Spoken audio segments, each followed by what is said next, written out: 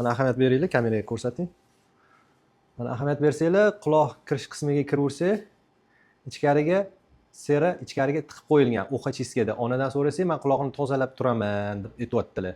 Aslida sera mana shu joyda bo'ladi. Ahamiyat berdinglar, ichkariga tiqilgandan keyin bu sera chiqmaydi. Agar cho'milganda ham erishi mumkin, ichkariga borib pastga tushib qoladi erib.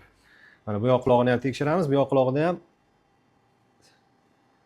uchastkaga tiqib ichkariga itarib qo'yilgan. Bu ham to'liq chiqib ketmaydi. Ichkariga faqat itariladi. Iloji boricha uchastkada ko'lamanglar quloqini, bolanglarni, o'zinglarni mana ichkariga kirib ketaveradi. Hozir bu quloqni to'liq tozalab beramiz va yo'llarni ochib beramiz. Mana ahamiyat bersanglar, mana serni probka shu yerda ishlab chiqariladi, mana oldi qismida. Bu bizning tashqi muhitda kirayotgan infeksiya va hasharotlarni himoya qilish maqsadida chiqib turadi. Bu oltin gugurt. Mana shu oltin gugurtni bu yaraga surilsa bitqizib yuboradi. Shunaqa xususiyati bor oltin gugurtda. Ras bu yerga chiqdimi, o'zi avtomatik bir xillarda qurib chiqib ketadi, yo bir xillarda suyuq bo'lsa, cho'milganda suvning hisobiga suyilib, o'zi chiqib ketadi.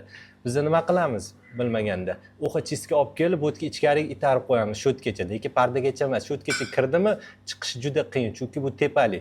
Har cho'milganda suvda ichkariga oqib tushib qolishi mumkin, u sho'tda yumshab yana qotib qolishi mumkin. O'shanga iloji boricha uchastkada ko'lamanglar quloqini, bolalarni yo o'zinglarni.